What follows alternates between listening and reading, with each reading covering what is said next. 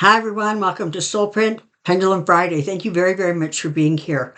Um, if you did not see the video that was posted on Thursday morning called Who Wants Canada, you might want to check it out. It explains what the attraction to Canada and Greenland is and why it is Trump that is pursuing this. You might, marching orders, that's what he has. So you might want to check that out. Um, Here we go. Let's get started. All right. Um, okay. Many Americans have enjoyed relationships with Canadians in recreational environment in states like Arizona. I'm aware of many Americans in these types of settings being Republican. Yes. Will these Americans finally see the damage that is being done by this administration from their Canadian friends?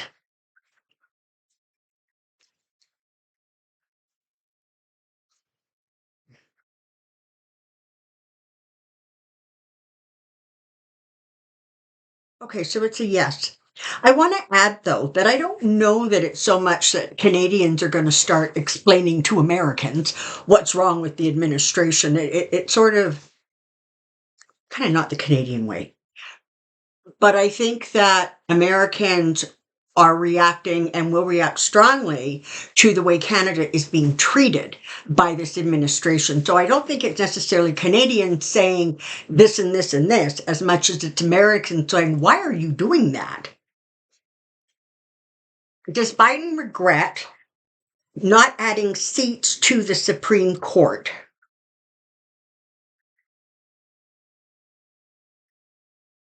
That's a yes. Does he regret not firing Merrick Garland?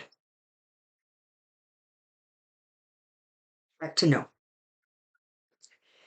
You know, we all have a lot of opinions about Merrick Garland. And the bottom line with him, most of us think, is that he just moved too slowly. But I think what's balancing that sort of is almost like Biden's sense of loyalty or obligation to this man. Does he feel these non-actions caused 45 to get in?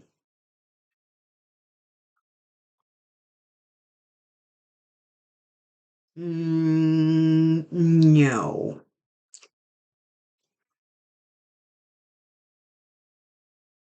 I read the question. I pre-read it before I started recording this. And what they were saying was that the Democrats, by and large, even though they understood it was going to be a really tough race, were having trouble, like most of us, processing the idea that after the mess he had already made once, that people would welcome him back in. I think that was part of the calculation, right? There was just this sense of, oh my God, they couldn't do it twice, could they? But they did. Has Trump suffered from poor functioning in the frontal lobe of his brain all his life? That's a yes.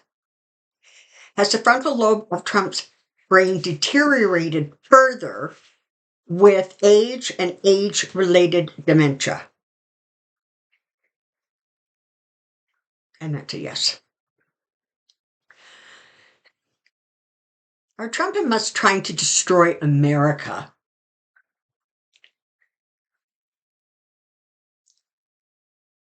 Okay. They don't see it as destruction. Let me think of another word. Are Trump and Musk trying to shift America into something that is closer to their personal vision and beliefs? And that's a yes. Is EM fooling Trump and the Republican Party in destroying America for his own self.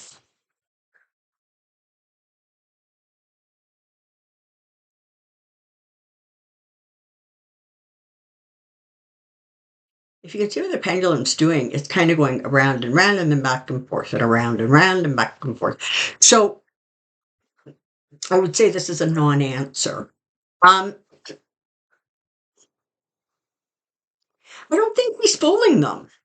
I think 45 is enamored with the guy, and all the rest of the Republicans are too scared to say or do anything that creates any sort of pushback against what Trump wants. I think that is closer. Is he selfish? Absolutely. Kelsa is just self-imploding, right? I mean, people are really, really reacting to what he's doing in the United States. So it seems to me that in some ways, let's ask this question. Is EM going to experience significant financial and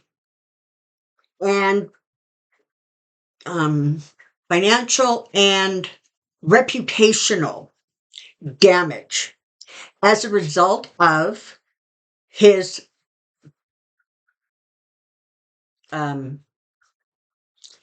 behavior connected to the American people and Doge? Yeah. So he is going to take a hit. I think he's actually started to take a hit. I mean, Tesla's just a mess. But we shall see. Will Social Security and Medicare survive? God, I hope so. I'm going to break that into two questions.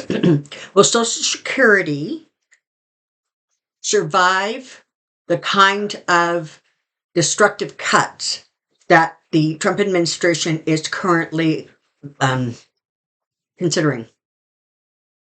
That's a yes. It's a strong yes. Will Medicare survive? Same question. And that's a yes. Now,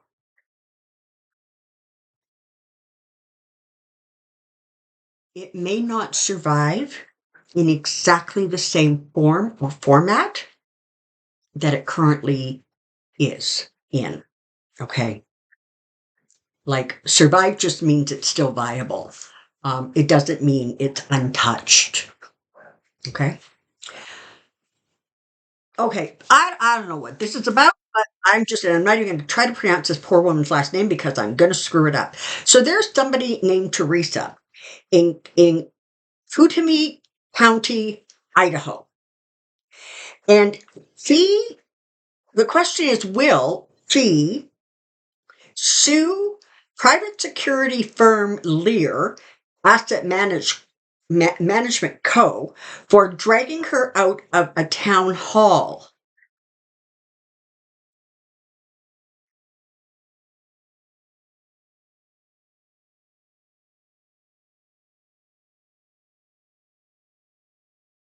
Okay, as of right now, it's a small yes.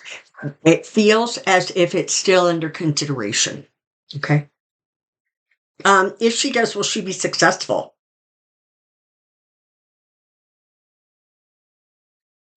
Also, yes. A small yes.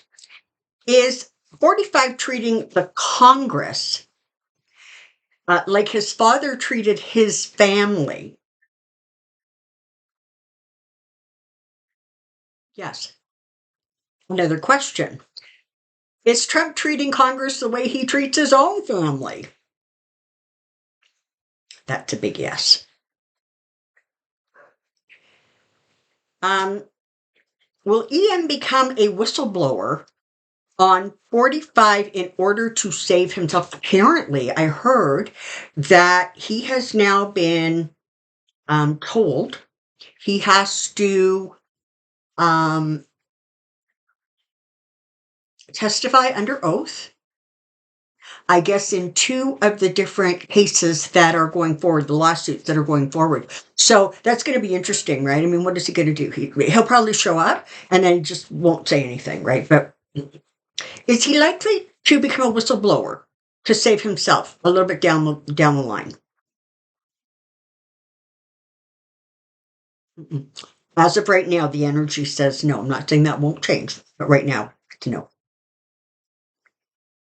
Okay, is somebody investigating the video of the leader of FIFA visiting the White House and Trump admitting that the election was stolen?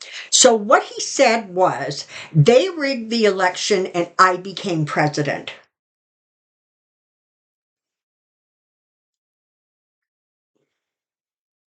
Let me ask this question this way. When Trump said they, did he mean the Democrats? Okay, yes. Did he understand that wasn't accurate? Yes. So in Trump's kind of fashion where he telegraphs what he's going to do by dumping it on somebody else, was that what was going on there? Yes. Um, is someone, I mean, it's really vague, right? Um, because no one can say this is what he was thinking in his brain. So you can investigate all you want, but the reality is he can just say, I was talking about the Dems. What's the matter with you people? Okay. So sometimes he says things, but the way they're said, it gives him sort of, what's that called? Something deniability, right? Where you're stepped back far enough that you can deny knowing whatever that was. Um, okay, should 45 and his VP, EM, and the cabinet leave the White House before the end of 2025? Let's just ask that. Are they going to?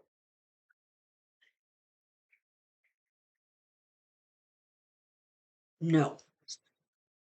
I think the word um, just sort of leave the White House as opposed to get expelled from the White House is a little bit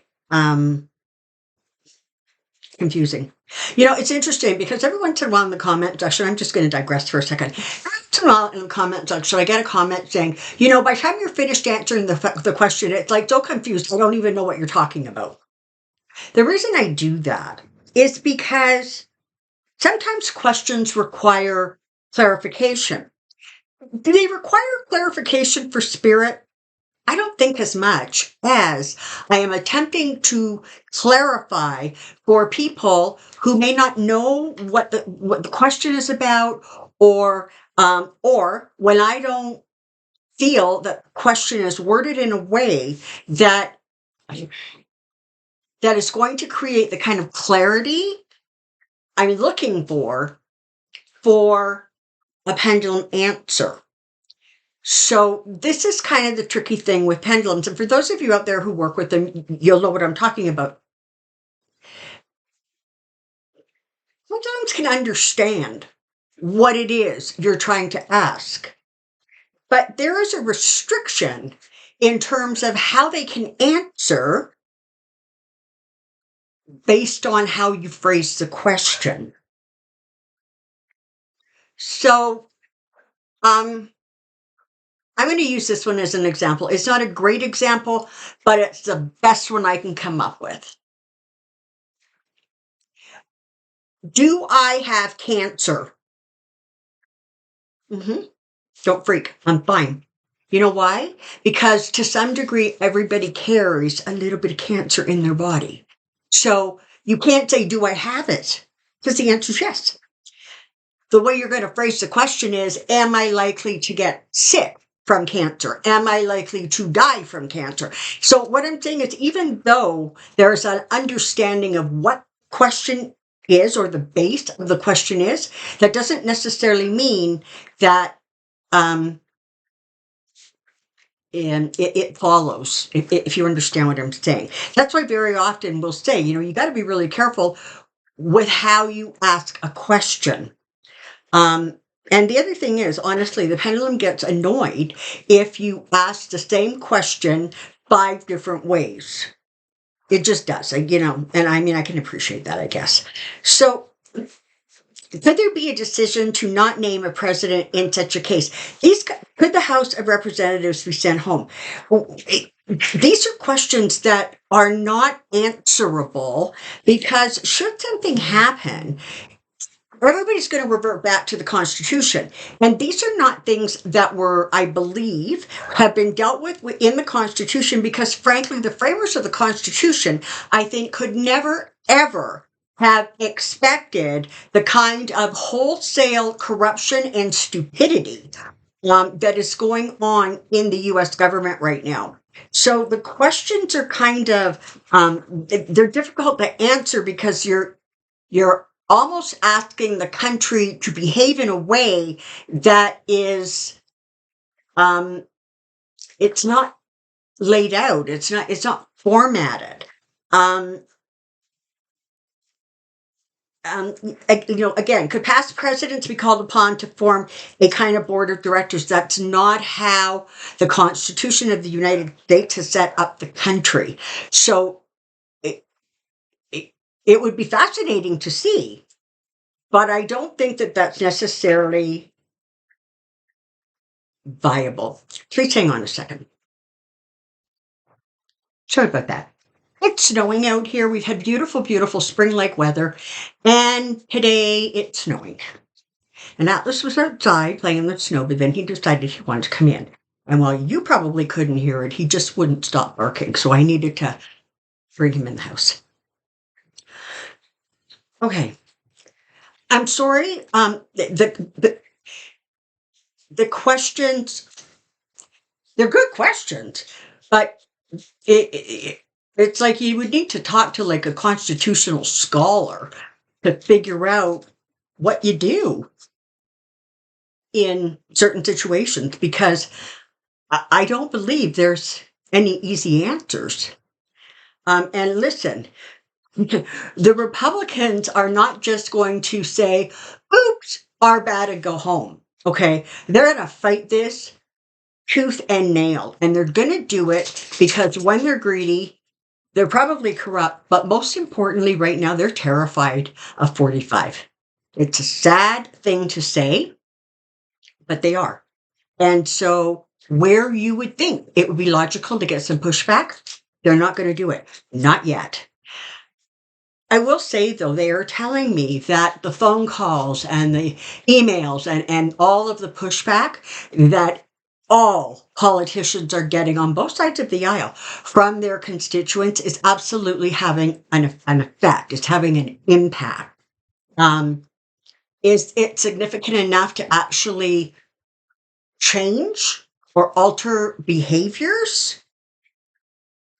That I think I don't know. And I think it really would boil down to an individual's makeup as to what they will and will not do or accept. Are our calls to Senators Bernie Moreno and John Husted, Ohio, making them reconsider the insane approach of Trump's and EM's dastardly ideas of getting rid of Social Security, Medicare, and Medicaid?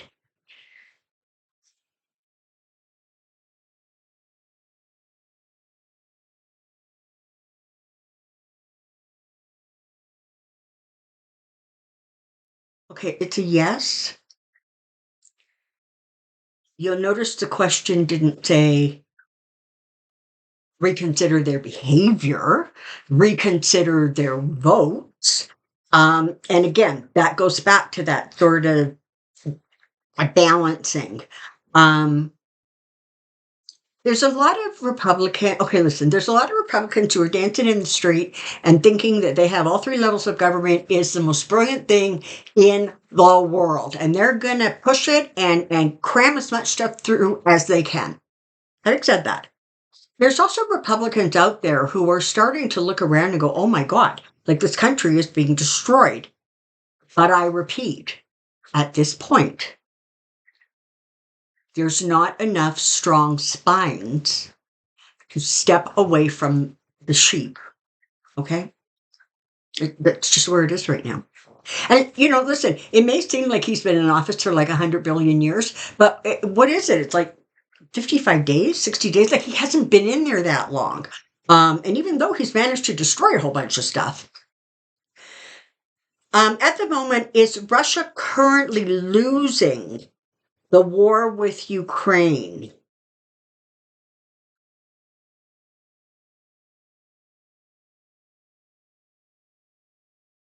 Okay, it's such a small yes. Um, I think Russia has suffered tremendous loss of equipment, of human life, etc. And I think that that was never part of the calculus, right? But the other side of it is, so is Ukraine. Nobody wins in a war. And as of Thursday afternoon, apparently both Ukraine and Russia have agreed to a 30-day ceasefire.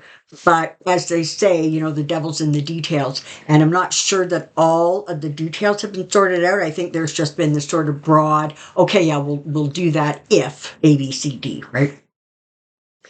Um, if Ukraine can continue, could Russia have to admit defeat in the next 6 months? Again, there's no answer because, okay, Russia's never going to admit defeat. The best you can hope for is that somehow there is an off ramp that is created. Because if Putin is not by some magic removed from the situation, the only way he can save face is for there to be some sort of an off ramp where he doesn't have to admit that they lost. Okay? Does Trump plan to invade Canada? No. Please watch the video called Who Wants Canada? It answers the question. And it's not 45. Do you see actual military action between Canada and the United States?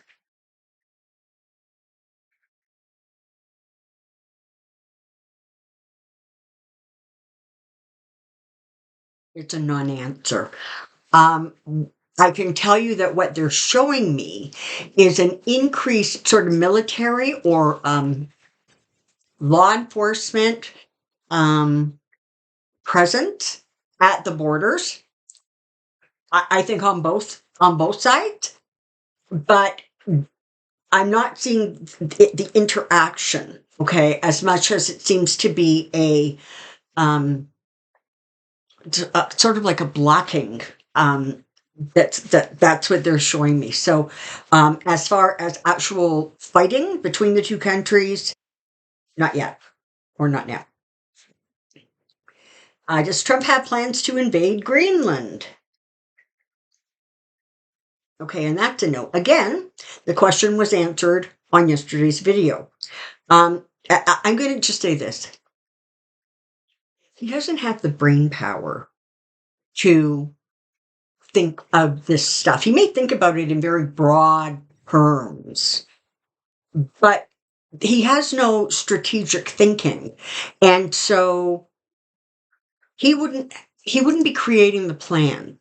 Somebody else would be giving him his marching orders. That's the way I'm going to say it. Would the USA military follow orders to invade any of our neighbors and former allies.